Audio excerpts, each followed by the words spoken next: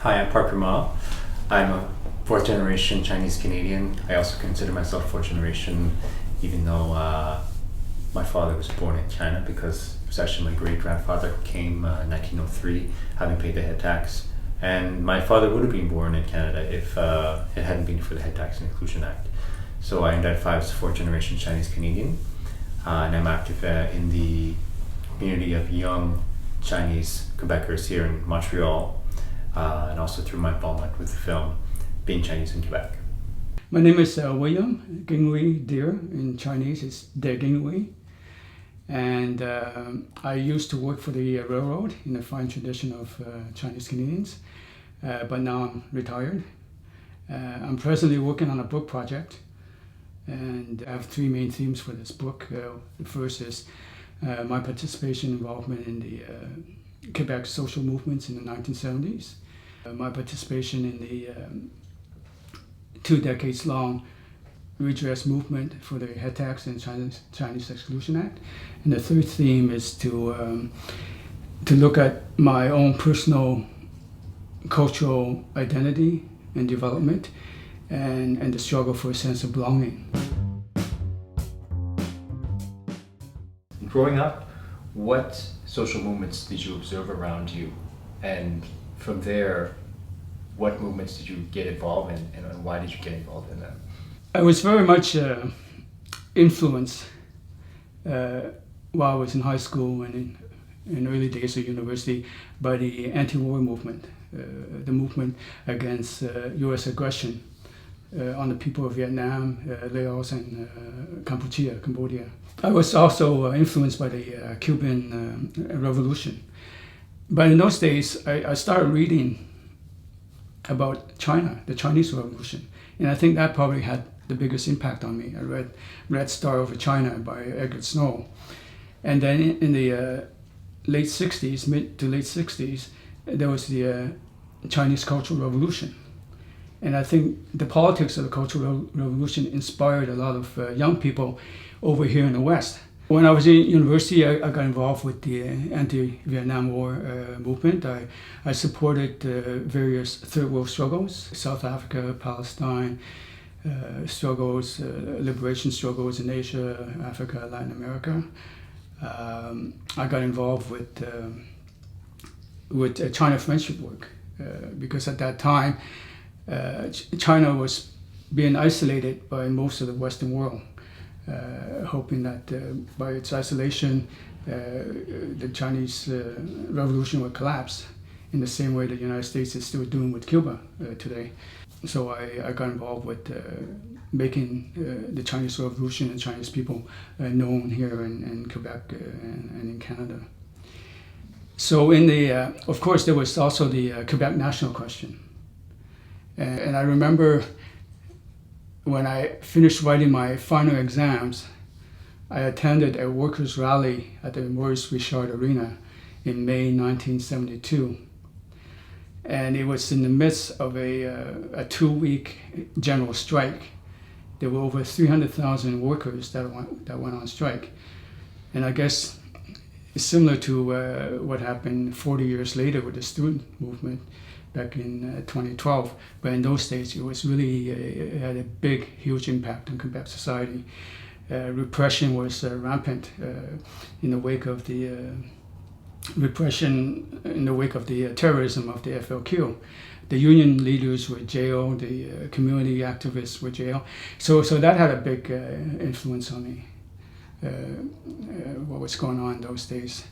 And in 1975, I came back from a trip to China and to Africa, and I joined up with a group of people who started the Canadian Communist League, the La Ligue Communiste Marxiste-Leniniste du Canada, which later became the PCO, Parti Communiste Ouvrier, the Workers' Communist Party.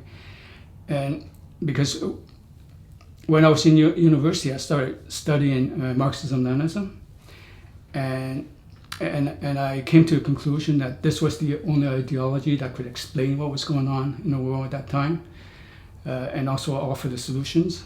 And so that's where I sort of gravitated. And the PCO became the largest Marxist-Leninist Maoist organization in Canada in the 1970s. He had about over 2,000 members and sympathizers at that time. And so that was the movement that I was involved with in the 1970s. I was a full-time organizer. I was the anti-imperialist organizer for the PCO.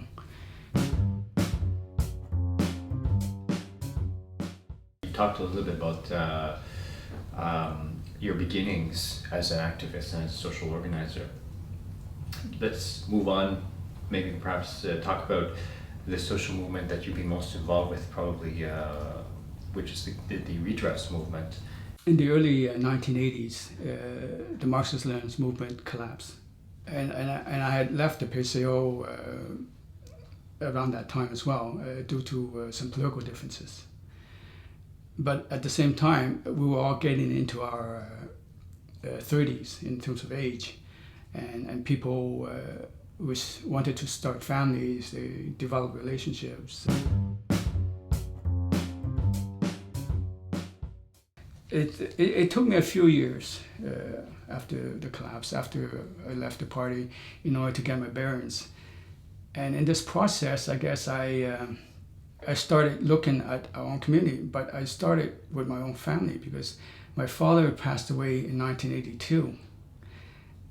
And he was probably my connection to the past, to the Chinese community. He was an elder statesman in Chinatown here in Montreal. He was a leader, and so I would go to his family association, just to participate. But after he passed away, I lost my connection, and so I had to find out more.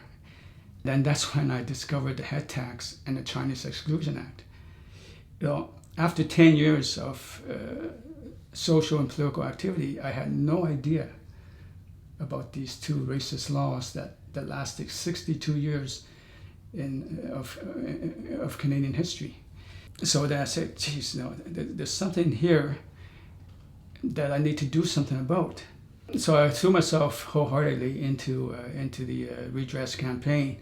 I put all the organizational abilities and skills that I learned in the PCO into the campaign.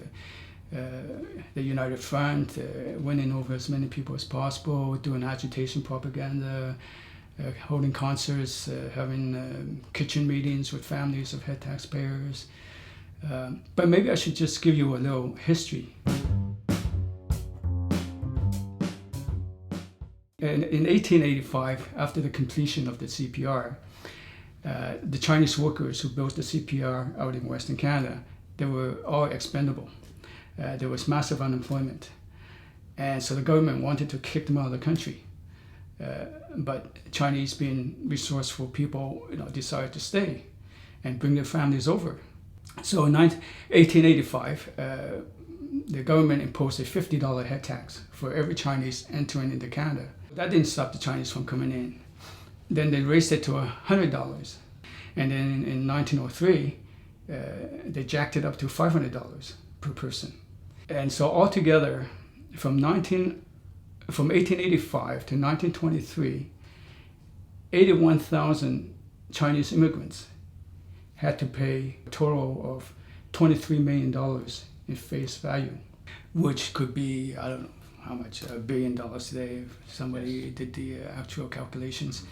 And so you can say that the Chinese immigrants contributed $1 billion into the Canadian government coffers. So the deal was this, that each head tax payment, half of it would go to the province where the immigrant would settle. So personally, my grandfather came to Canada in 1909. He paid the $500. He probably saved and worked and borrowed the money to bring my father to Canada in 1921. And where my father also paid the $500. But on top of the $500, I think he probably had to raise another $500 for the passage, for his way here. And so it was quite a financial undertaking, of about $1,000 just to come into Canada. following up on the head tax, it was repealed in 1923, and it was only repealed so that they can impose the Chinese Exclusion Act. So after 1923, no Chinese were allowed to come into Canada. And so what that meant was you had the complete separation of families. If a Chinese immigrant here in Canada had a family back in China, after 1923, there was no way he could have brought his wife or children or anybody in his family to be here with him. So the Chinese Exclusion Act probably had a more devastating effect than the head tax. The family unit was the main social unit of Chinese people, mm-hmm. especially in those days. You're from a peasant background. So my father came in 1921. He went back home to the village in 1923 to marry my mother, and then after 2 years he had to come back because any Chinese who left Canada, they were only allowed to stay out of Canada for 2 years. And so he only stayed there less than 2 years. And then maybe 6-7 years later, he would go back after saving enough money. But in the meantime, he would be working and he would be sending back all the money in order to support the family back at home. So every trip he went back to China, my parents would have a child. But the children had to stay back in China. Well, during the war, the Chinese Canadians participated actively in the war against Germany and against Japan. So a lot of these war veterans agitated, for complete rights, because before that, the Chinese had no rights of citizenship, no rights to vote, and they were excluded from major professions. Mm-hmm. And so after the war veterans came back, they appealed to the members of parliament, to the government, and so on, for the rights to be Canadians. And also it was at that time in 1947 when the League of Nations was starting, with these lofty ideas of equality and human rights for everybody and so on. For Canada, in order to sign on to the League of Nations, they had to get rid of unequal or racist laws, such as the Chinese Exclusion Act. So due to these two efforts, the Chinese Exclusion Act was lifted in 1947. And then my father started bringing my brother over, and then in 1956, my mother and I came to Canada. My mother was 51 years old. My father was 53. So you can imagine a couple in their 50s having lost the best years of their life, separated. So these are some of the devastating effects of the Chinese Exclusion Act. And it made for a lot of dysfunctionality within the Chinese community in those days.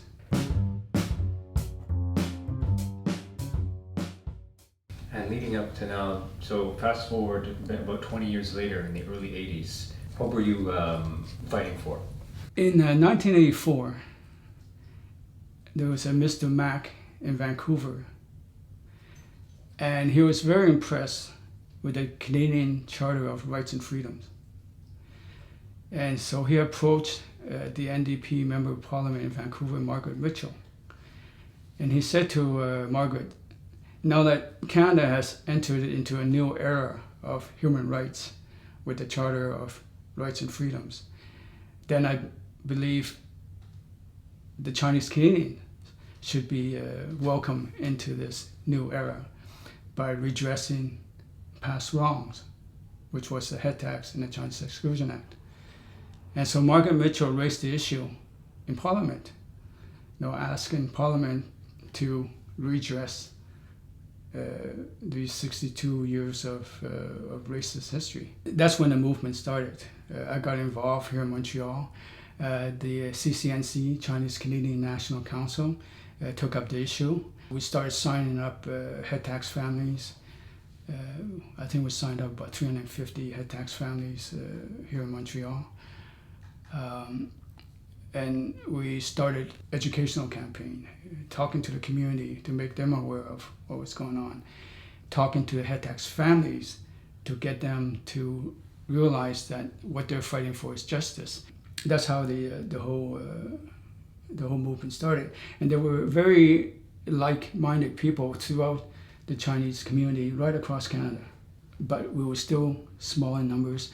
We did not get the support of the mainstream.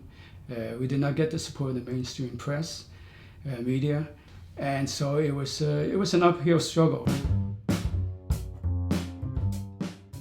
And was there reticence on the part of the families? Did you find it sometimes hard to convince them to join the movement, or?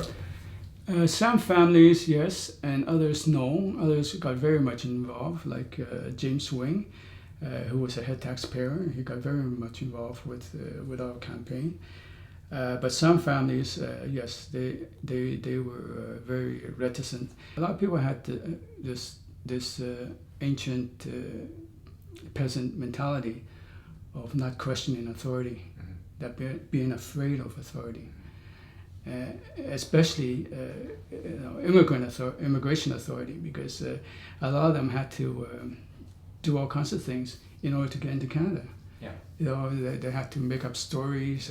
There's the whole issue of the paper sons, and so on and so forth. So they were literally afraid of the immigration department. So we had to overcome that, and I think it's also a generational thing. The sons and daughters and the grandchildren of the original head taxpayers, they were coming of age, and they were able to articulate the demand for justice, for their parents and grandparents. So we were able to win over a lot of the younger people who were educated and grew up here in Canada and with the Canadian sense of justice. And so these were people who were the main activists in this struggle.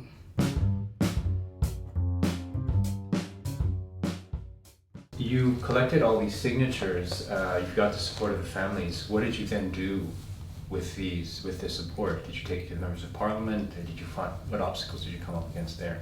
We knew we had a mandate from the community when all these families started signing up.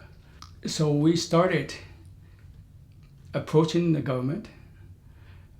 We started having meetings with different government officials, and we've met a whole series of multicultural ministers, from the Brian Mulroney government to the Chrétien government to the Paul Martin government to the Harper government. And so I was involved in most of these meetings. I was at that time chair of the Montreal Redress Committee, and I was the vice chair of the National Redress Committee of the CCNC. And so I got called on to participate in most of these meetings.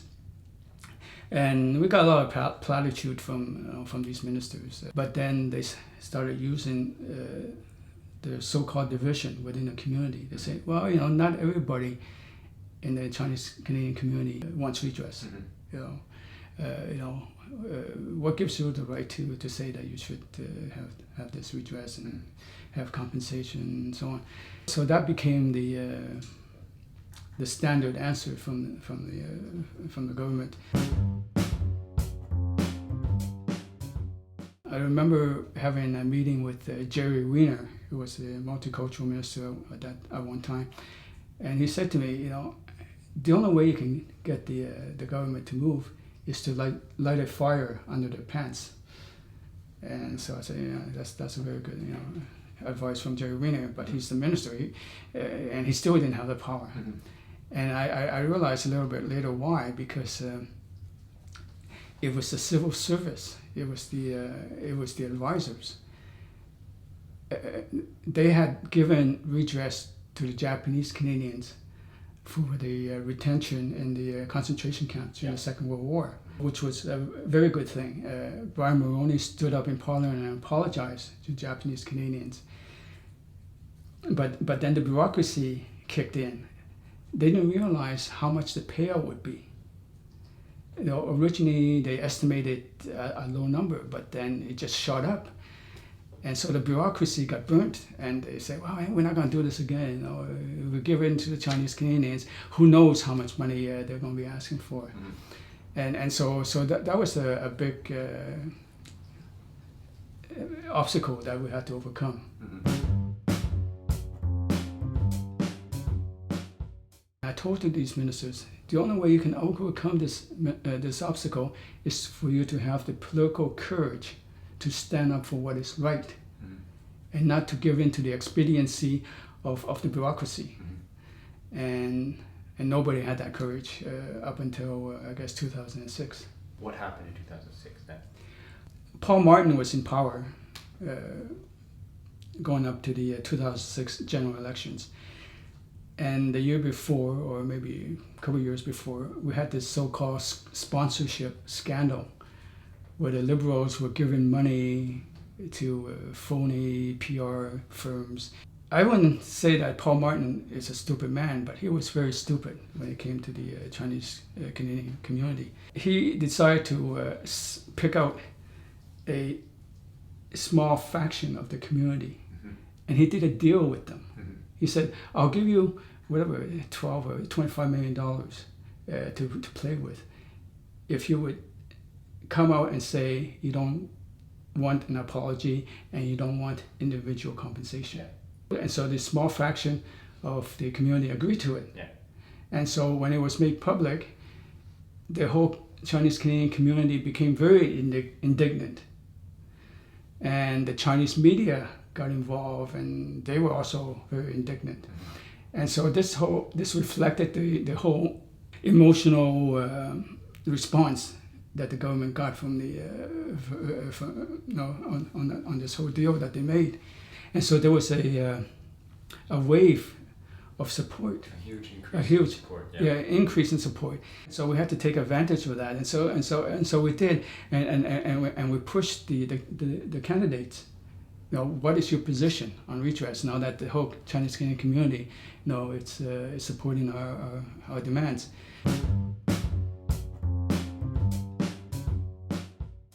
And so, like I said, Martin, being stupid or being ill-advised by his advisors, stood his ground, said no apology, no compensation. And then Harper took advantage of the situation and said, yes, if you elect me, I promise that there will be an apology and so on. So he won, and in June 2006, he stood up in Parliament and apologized.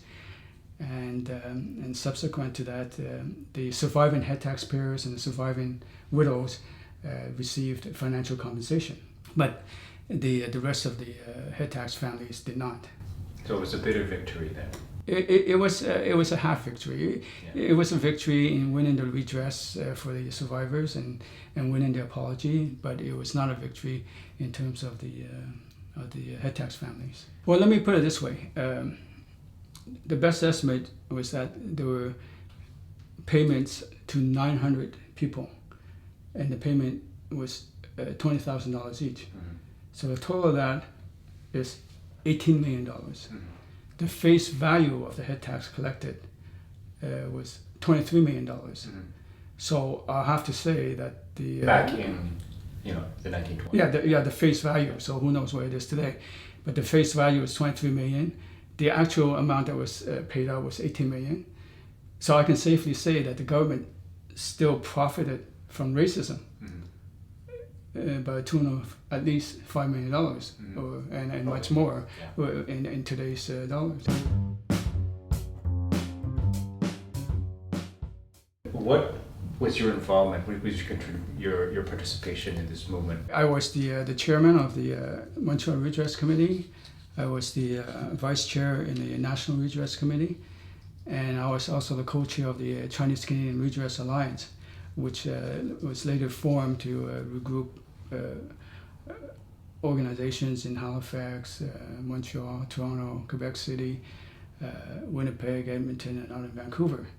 And it was the Chinese Canadian Redress Alliance that developed the two-stage solution. Like I wrote up the declaration. We wrote up the strategy of the two-stage solution. One was what the Harper government picked up on, redressing the apology and redressing the survivors, because the survivors were in the 90s and 100s, and we wanted them to see justice. before they passed on. So that was achieved. But the second stage is a lot more difficult. The original head tax families have diluted themselves in Canada, and so there were very few that had organic connection to the head tax payers. Well, I shouldn't say that. I guess it is organic if you're the great grandchild of. But they didn't feel but part they, of the struggle. Yeah, they didn't feel it. They didn't have the emotional connection to it. So this part of the struggle is still continuing, and people out west, they still have the head tax struggle going on. But we weren't able to achieve that. Can you talk about what was specific to the redress movement in Quebec with respect to the other provinces? I think we probably had a strong redress movement in Quebec due to the individuals that were participating. There was Mei Chu, there was Walter Tom, there was Jack Lee, people involved with the Chinese-Canadian community, leaders in the community. There was myself, I was able to offer my organizational skills. And so we had a very strong movement. But the situation in Quebec was different from the situation in the rest of Canada, because due to the national question, I think Quebec is more insular to minority struggles.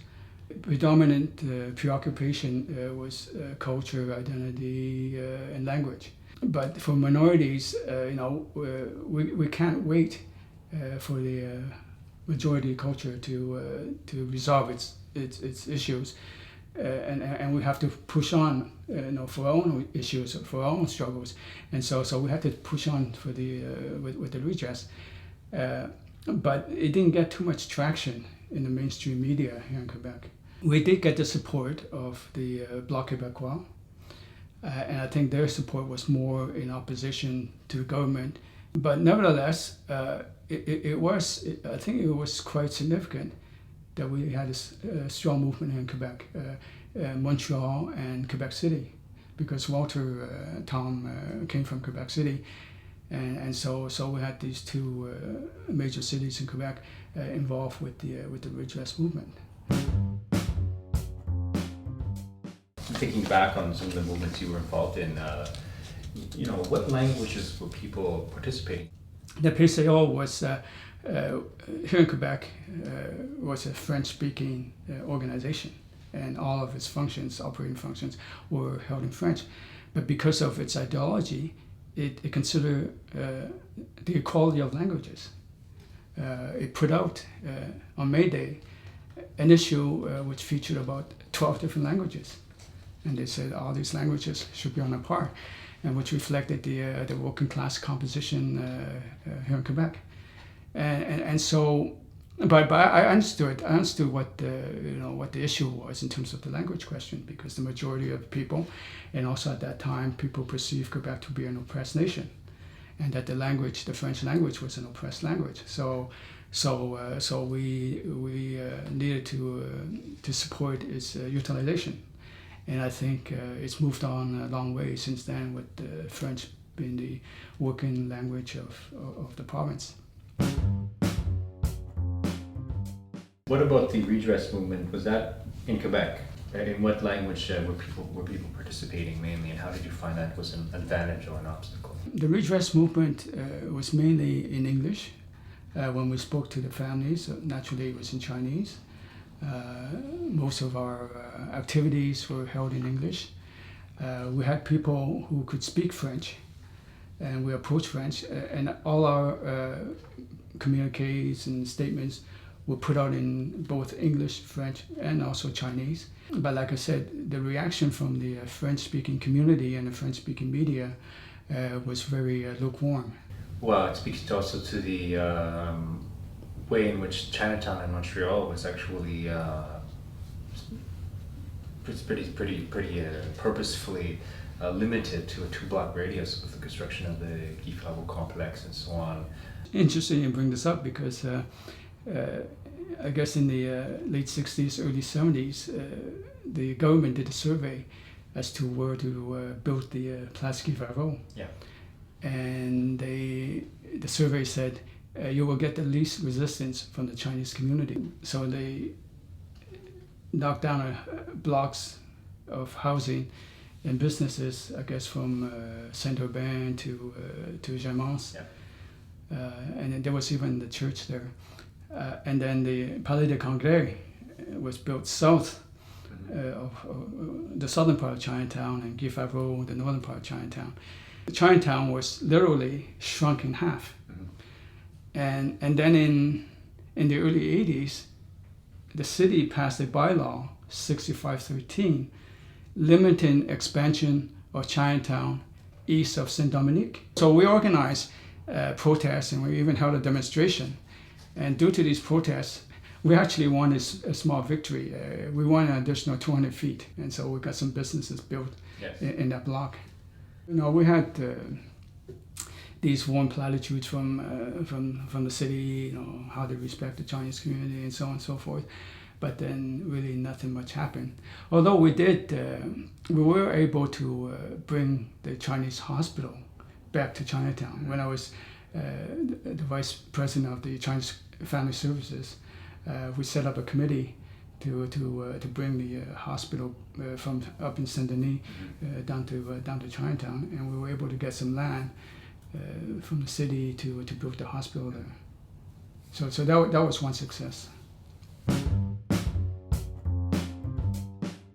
Can you talk about what role or challenges languages played in these movements, if any? The challenge, I think, for the Chinese community, the Redress Movement, and it was you know, we started in the 80s and the 90s, and at that time the Bill 101 kids who went to French school, they were not old enough to participate in that movement. So it was you know, people like myself, and then one or two others who you know, who had a better command of the French language. But even if we were fluently bilingual, everybody was fluently bilingual, I don't think the movement would have been too much different in terms of gaining major support from Quebec society. Like I said, you know, Quebec society is very insular, and the main preoccupation, even the progressive nationalists, you know, view minority struggles as an add-on.